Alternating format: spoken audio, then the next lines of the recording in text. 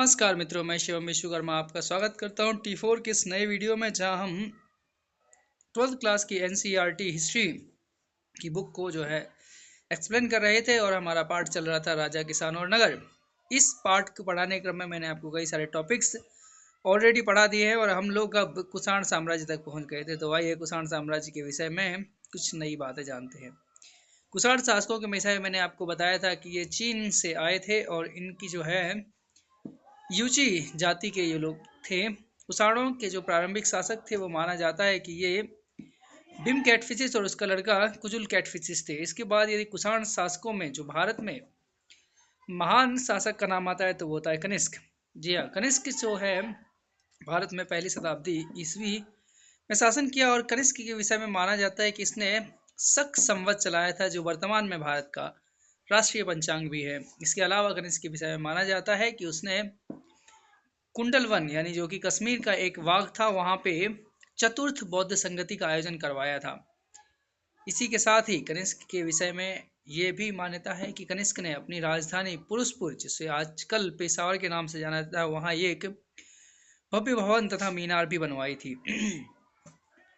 कुषाण साम्राज्य प्रारंभिक ईसा की शताब्दियों का एक महत्वपूर्ण साम्राज्य था, जिसने विश्व के अन्य महान साम्राज्यों के साथ मिलकर रेशम मार्ग के संचालन में भी योगदान किया था।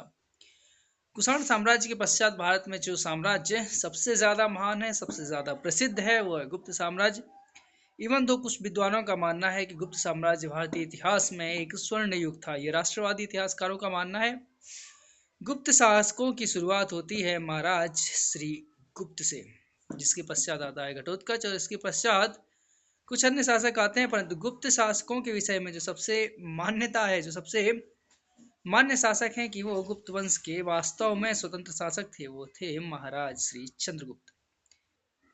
चंद्रगुप्त के पश्चात उनके पुत्र, जिनका नाम था समुद्रगुप्त, ने गुप्त साम्राज्य की गद्दी संभाली। गुप्त साम्राज्य के सबसे प्रतापी शासकों में समुद्रगुप्त का नाम आता है। समुद्रगुप्त के विषय में आप बहुत ज़्यादा नहीं तो इलाहाबाद में इसकी प्रयाग प्रशस्ति के विषय में तो जानते ही होंगे। जी हाँ, ये वही प्रयाग प्रशस्ति है जिसे उनके दरबारी लेखक हरिसेन ने लिखा था, जिसमें हमें समुद्रगुप्त की विभिन्न विजयों के बारे में जानकारी प्राप्त होती है। समुद्रगुप्त को आपने कविराज के नाम से भी कई बार जाना होगा।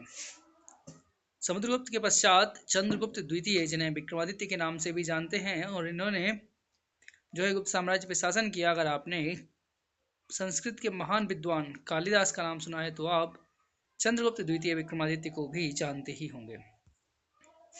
समुद्रगुप्त की यदि हम प्रयाग प्रशस्ति की बात करें तो समुद्रगुप्त प्रयाग प्रशस्ति, प्रयाग यानी इलाहाबाद में स्थित है और यह एक अभिलेख है जिस पर समुद्रगुप्त के अलावा भी समय समय पर इतिहास के विभिन्न शासक अपनी प्रशस्तियां अंकित करवाते रहे हैं, जिनमें समुद्रगुप्त के अलावा सम्राट जहांगीर की प्रशस्ति और इसके अलावा सम्राट अशोक का भी एक अभिलेख यहाँ पाया गया है। अशोक, जिसके विषय में हम पहले ही मौर्य साम्राज्य को पढ़ाने के क्रम में चर्चा कर चुके हैं। समुद्रगुप्त की प्रयाग प्रशस्ति को लिखा था हरिसेन ने। इसमें समुद्रगुप्त की उत्तर भारत की विजय, जिसमें उन्होंने उत्तर भारत के 9 राज्यों पर विजय प्राप्त की थी। इसके अलावा दक्षिण भारत की विजय, जिसमें दक्षिण भारत के 12 राज्यों पर विजय प्राप्त की थी और इसके अलावा 18 अटविक राज्यों की विजय का वर्णन मिलता है। अटविक राज्य विंध्य पर्वत श्रेणियों में अवस्थित थे।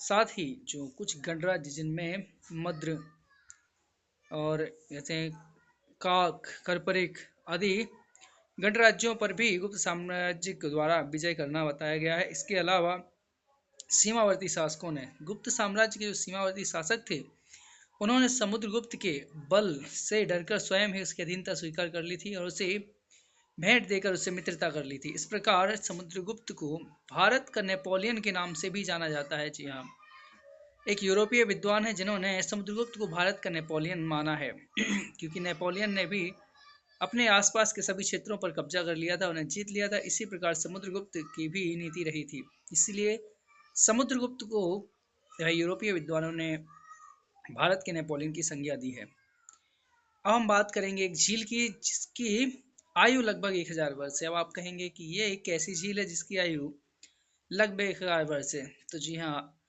मित्रों, मैंने आपको एक झील की चर्चा की थी, जहाँ झील को बनवाने का श्रेय दिया जाता है चंद्रगुप्त मौर्य के गवर्नर, जिसका नाम था पुष्यगुप्त, जो उस समय सौराष्ट्र का गवर्नर था, को इसके निर्माण का कार्य संपन्न हुआ सम्राट अशोक के शासनकाल में, जिस समय सौराष्ट्र का गवर्नर था यौनराज तुषास्प।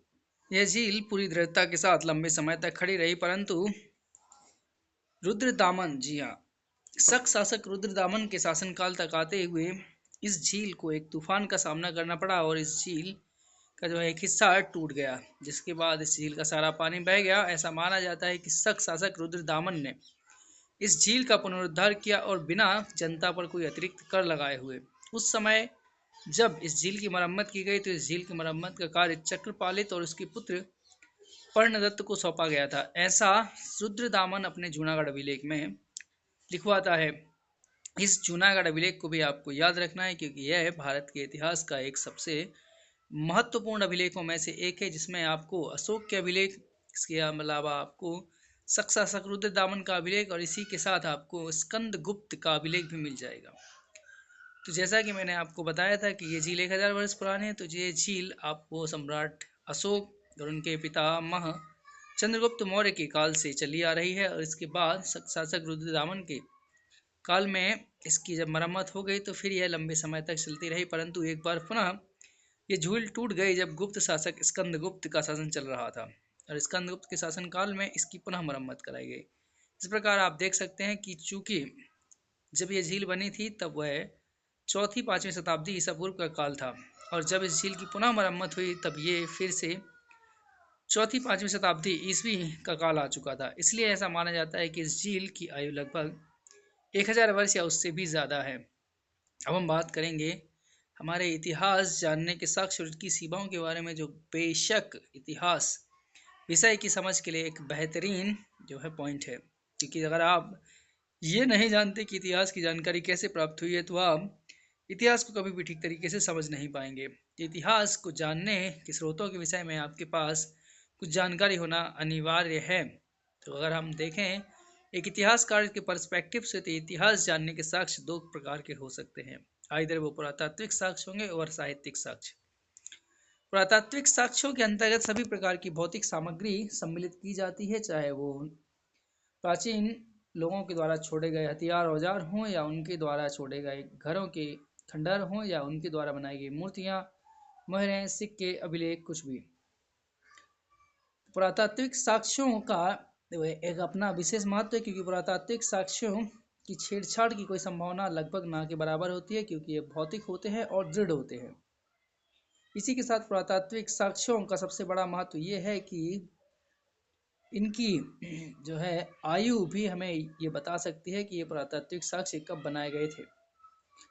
इसी के साथ पुरातात्विक साक्ष्यों के साथ एक अन्य महत्व की बात यह है कि पुरातात्विक साक्ष्य समकालीन होते हैं, जबकि साहित्यिक साक्ष्य कई बार आप जानते हैं कि बनाए किसी और काल में जाते हैं और उनकी पांडुलिपियां किसी और काल में तैयार की जाती है। परंतु इसके साथ ही पुरातात्विक साक्ष्य की कुछ सीमाएं हैं जिन्हें हम आगे देखेंगे। इसके अलावा हम देखते हैं साहित्यिक साक्ष्यों को। तो साहित्यिक साक्ष्यों के अंतर्गत वैसे साक्ष्य आते हैं जो लिखित रूप में होते हैं। अब आप कहेंगे कि सर लिखित रूप में क्या क्या होता है, तो लिखित रूप में होती हैं हमारी पुस्तकें, लिखित रूप में होते हैं हमारे ग्रंथ, जैसे कि मैंने आपको बताया था वेद, ब्राह्मण, आरण्यक, उपनिषद, बौद्ध ग्रंथ, जैन ग्रंथ, यात्रियों के विवरण, इन सभी को साहित्यिक साक्ष्यों की श्रेणी में रखा जाता है। अब आप कहेंगे सर साहित्यिक साक्ष्यों का क्या महत्व है, तो मैं आपको बताऊं कि साहित्यिक साक्ष्य का सबसे बड़ा महत्व यह है कि ये लिखित होते हैं। कई बार पुरातात्विक साक्ष्यों के साथ दिक्कत ये होती है कि आपको कोई मूर्ति मिली है, आपको कोई जो स्मारक मिला है, आपको कोई खंडर मिला है, बट उसका अपना कोई कहानी नहीं है, वो कुछ नहीं बताते हैं, वो सिर्फ आपके सामने खड़े हैं और खड़े हैं।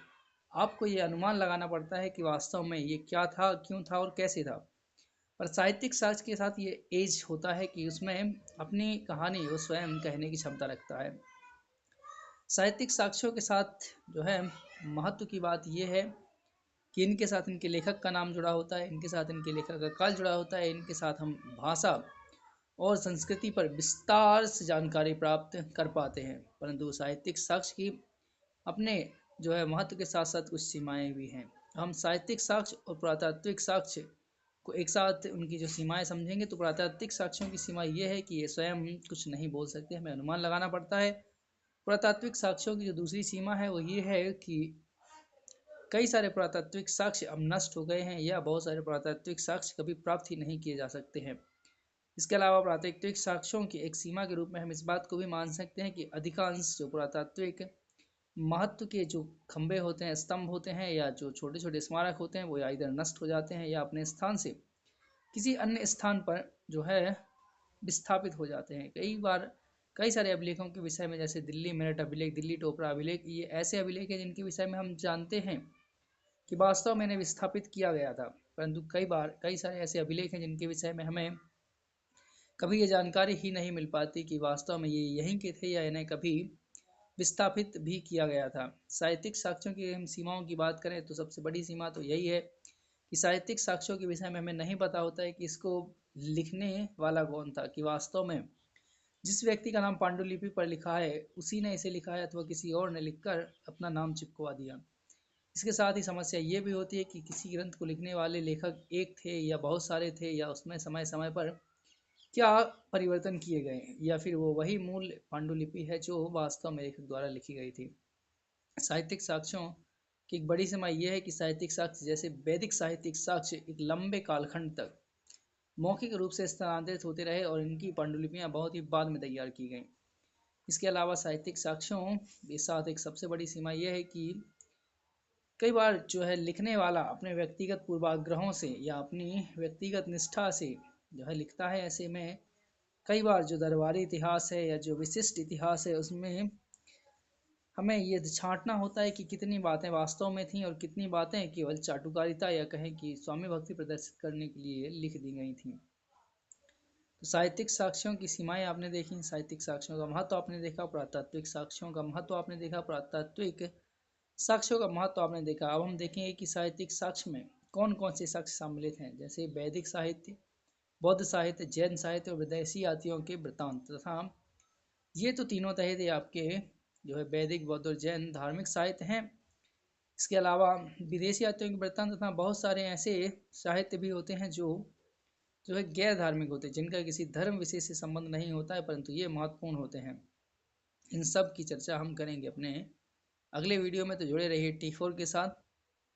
और अगर अभी तक आपने वीडियो को लाइक नहीं किया है, चैनल को सब्सक्राइब नहीं किया है, तो प्लीज़ कर लीजिए ताकि आपको हमारे आने वाले अगले वीडियोस का नोटिफिकेशन सबसे पहले प्राप्त हो सके। T4 आपके मंगल भविष्य की कामनाएं करता है। इसी के साथ ही हम विदा लेते हैं आज के इस वीडियो से। धन्यवाद।